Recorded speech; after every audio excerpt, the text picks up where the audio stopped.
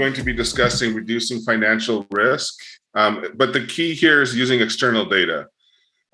Instead of just using your own internal data, which is typically limited, the goal is to be able to use more information that you have outside of your walls, something that will help you actually make a more precise decision, a better prediction of what you're trying to do.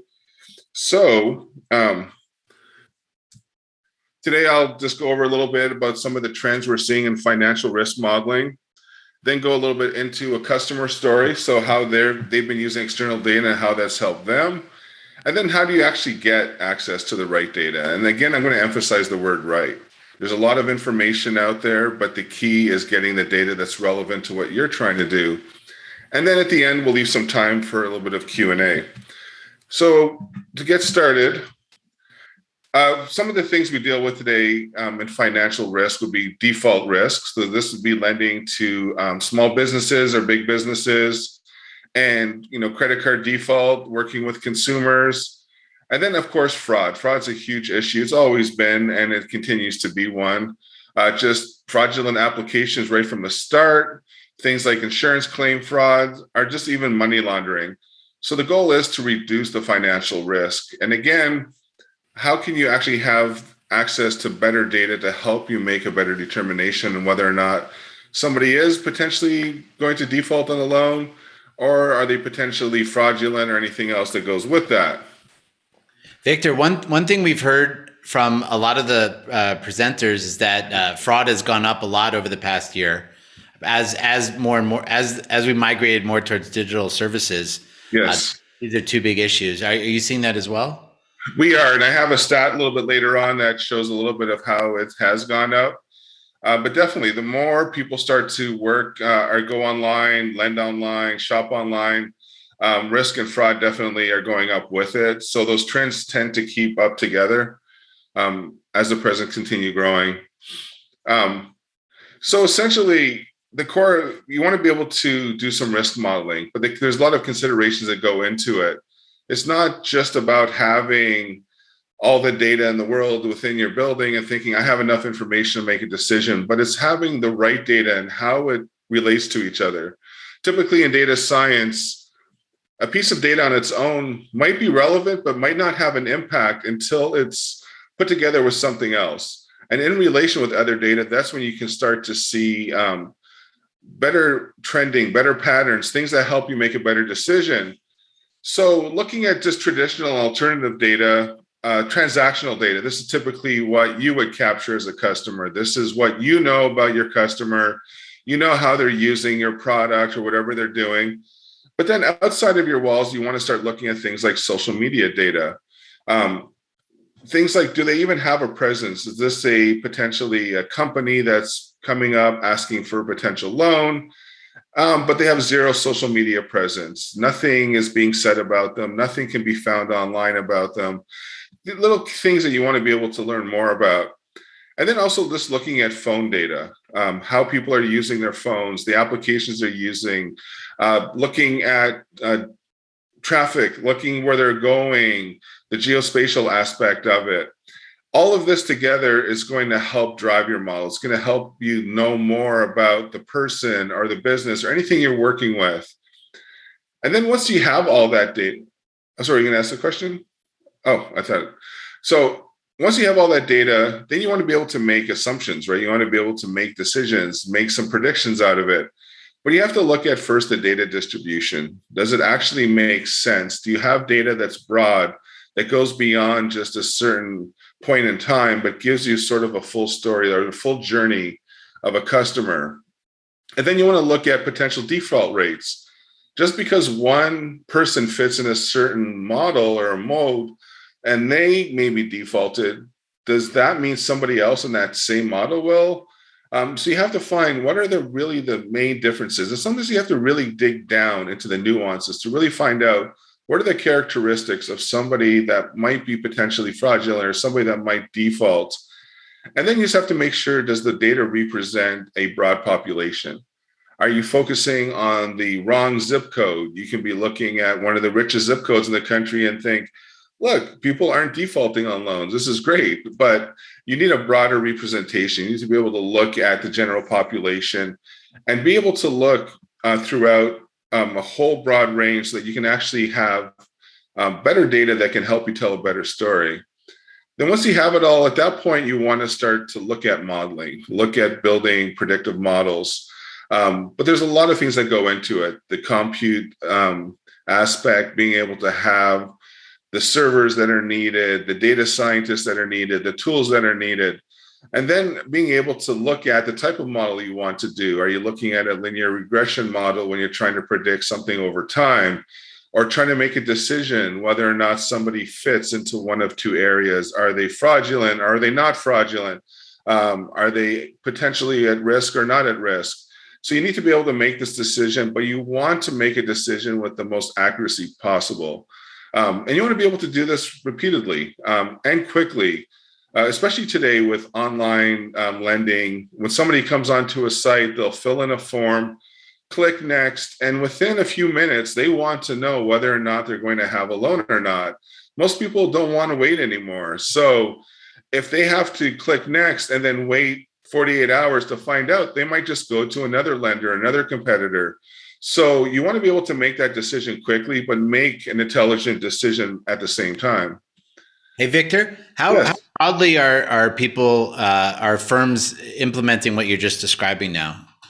So risk modeling is definitely a huge trend. A lot of companies have already been ahead of the curve. They've been really good at accumulating the right data internally and working with external sources to build that full customer journey. Others are still getting started. They have their own internal database, but nothing else. So they're struggling to really learn more about the individual to be able to make a better decision. But any company I've spoken with, they're all on this journey right now. Some are at the beginning, some in the middle, some way in the advanced area, but everybody's heading down the right path. I think in the future, this is probably going to be the only way to be able to do risk modeling, is to be able to have it all done through predictive models and do it quickly, efficiently, and repeatedly. So one of the things that definitely affected risk was COVID. A lot of things, the whole goal of risk modeling is you're trying to be ready for something that happens, be ready for an event, be ready for any oddity that might affect something. Not too many people predicted what was going to happen with COVID. Nobody thought the whole world would just shut down for almost 18 months. So that was something that caught everyone off guard. What you ended up seeing overall was that their models that used to work really well just stopped. It wasn't really that good anymore. The data that they had didn't really represent what was happening at that point in time. So they needed to be able to get new pandemic related data points, learning more about all the different government programs, the different lending programs, understanding how people's behavior had changed during the pandemic. Being locked indoors affected some people a lot more than others. So a lot of factors went into understanding now the individual. A credit score doesn't really tell the full story anymore because you're looking at their credit history, but a lot was happening at the present that was really affecting people, businesses, anyone you were lending to. You never knew if a business that you were lending to today was pretty much going to shut down a week from now. So there were a lot of factors involved.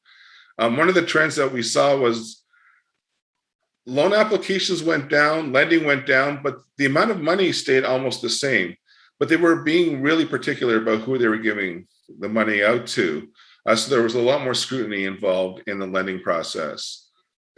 So all the forecasting models started to break down. So you had to be able to reassess, right? How can we use the data we had? Because you just don't want to throw away the model that you already built. It takes a long time, takes a lot of work, but you want to be able to incorporate new data that you don't have, that you have to be able to go outside of your walls to start finding out more about just anything COVID related, to be able to get more information, to be able to rebuild your models, retrain them, recalculate, and hopefully be able to get back to where you were and make that intelligent decision again when it came to lending.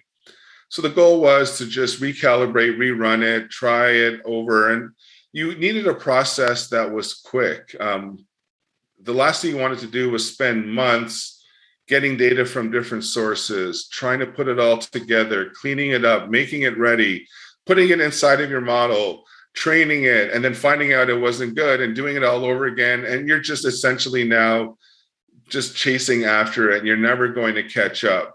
So you needed a way to make a quick decision, a way to get the data, a way to make it available, to process it, to build a model, to then be able to keep up and then also get ahead of the curve again. So it's just essentially getting back to where we were almost 2 years ago. Victor, Yeah. we have one question from the audience that came in now. Charlie asked, how do you avoid unconscious bias in your risk modeling? It's a topic I know that we've covered and heard before. Yes, and this is one of the things that I like to talk about a little bit is that as a data scientist, you know your data well, right? Somebody will give you a problem and say, build me a model that helps answer this question. You tend to already create the narrative with the data you already know. You already have the conclusion of the story before you even get there. You're not, so the goal is you need to be able to expand the information that you're using, understanding what other data points exist that can actually have an impact on what you're trying to do.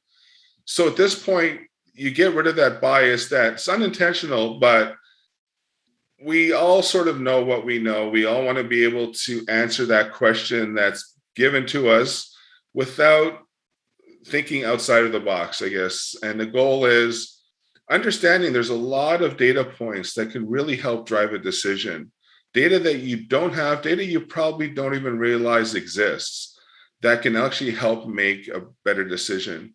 And things like when you're looking at small businesses, just looking at online sentiment, how do people feel about a business, their presence, how often are they being mentioned in articles, looking at foot traffic trends, other things you want to know about them that you just wouldn't have. But these little data points, when you put them all together, actually have a huge impact, right? So the goal is to think outside of your walls. And I think when you do that, you broaden the way you think, you look at more data, you get rid of that bias, because at this point, you're not already putting the conclusion there, and you're not already telling the story before you even looked at the information that you have. It's too easy just to jump in with your data, then try to answer it without looking at everything else that's available to you. So that kind of comes back to finding the right data, right? So the very first point is, again, the right data. There's a ton of information that's available, tens of thousands of signals and features that are available. Not all of them are relevant. Probably the most majority of them don't even make a difference to what you're doing. But the goal is, how do you find the ones that are relevant, the ones that will help me make a better decision?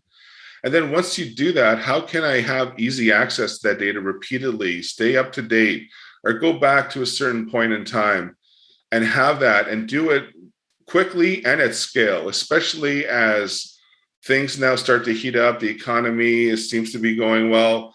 A lot more people are asking for more money. Housing is going crazy. So you want to be able to keep up at the scale and not get lagged behind. So the goal is, how do you integrate with the external data? How do you get proprietary data? How do you then use it with your own data? And then how do you update your model to be able to do this and do it repeatedly? Again, everything should be done in a way that you can repeat it, do it quickly, try it out. If it fails, that's okay. You didn't waste a lot of time. You can fix things and get back to where you should be. So there's a lot of factors that are involved when it comes to just risk modeling in general. So as you had asked me earlier, so small business fraud is definitely on the rise. So this is a recent statistic from LexisNexis on just SMB lenders. And right now, over the last 2 years, so this is pretty much over COVID, they've experienced a 7.3% increase in small business fraud, which is equating to a huge loss in revenue. I think where the statistic shows 6% of their revenue has been lost due to fraud. And when you're thinking in the billions of dollars, that's a huge amount of money that is being essentially thrown away and lost and unrecoverable. So the goal is, this trend is probably not going to slow down for the next little while. So essentially, you need to be able to stay ahead and be able to keep up with it. So just a quick sort of story about one of our customers that we work with. They're a small business lender, and their old fraud model just didn't really meet expectations. They didn't have the right data or enough of the right data to be able to make a good decision. Again, you only know what you know. You know what your customer gives you. You know when they come online or fill in an application, the data that they gave you. You know their transactions, but you know it within your own walls. And you want to be able to understand their full customer journey. Where do they go outside of your business? Are they looking for money other places? Are they applying for loans in other areas? Where are they spending their money? How are they spending it? A lot of things you want to be able to learn about to be able to get a better vision. So what they found was with COVID, the amount of applications went up dramatically. But they also approved a lot less applications. They had to become more strict in making sure that they're not giving away money that's never going to be seen again. So as I mentioned, a lot of money stayed the same, but the approval rate went down a little bit because companies became more strict, more stringent, but also were more intelligent with the way they were lending out money. And this way, using the external data, they were able to get a better vision, a better picture in how they were going to do this.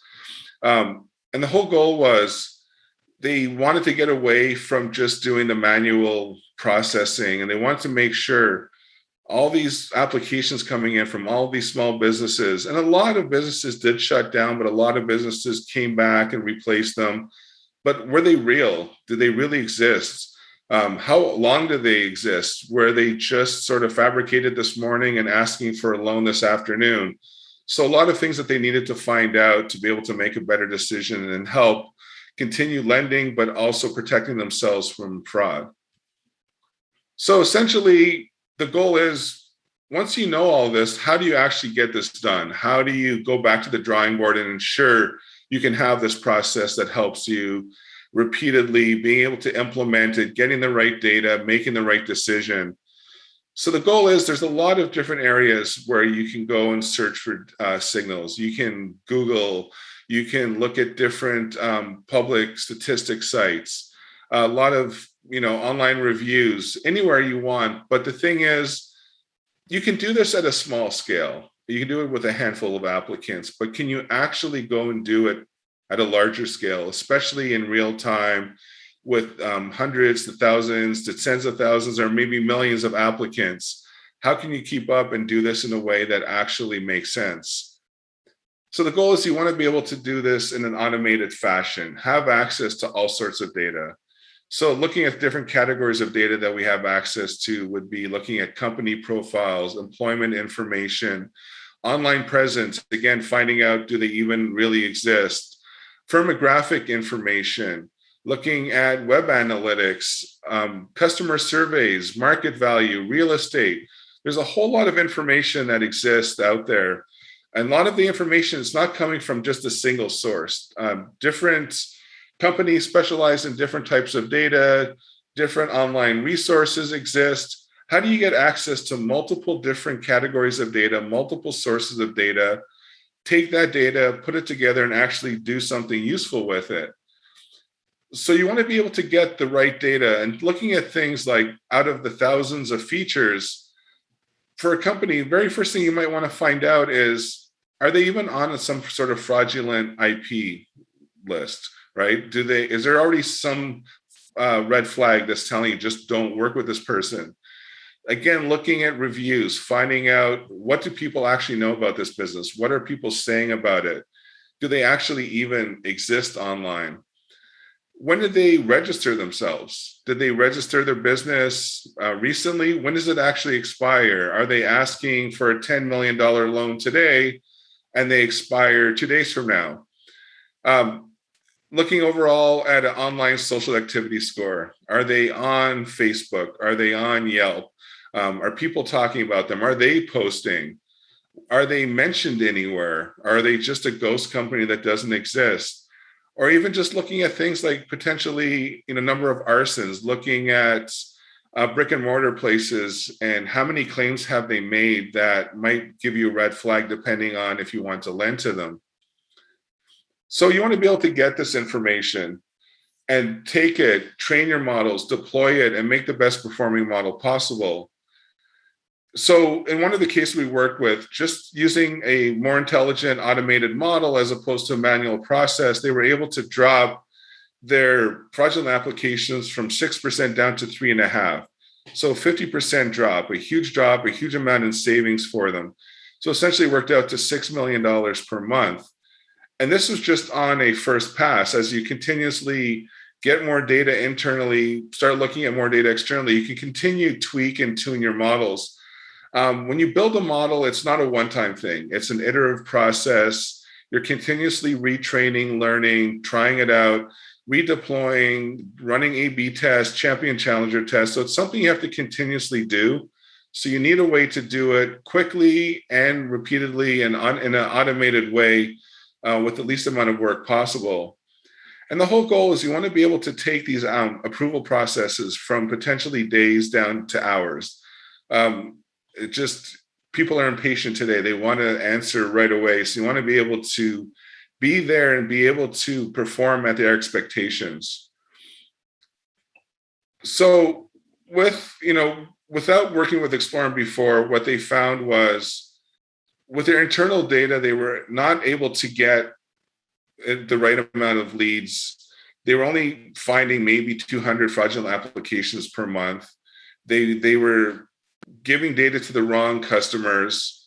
They were using only the data that they had, so they couldn't tell a broader story about their customer base, about new applicants.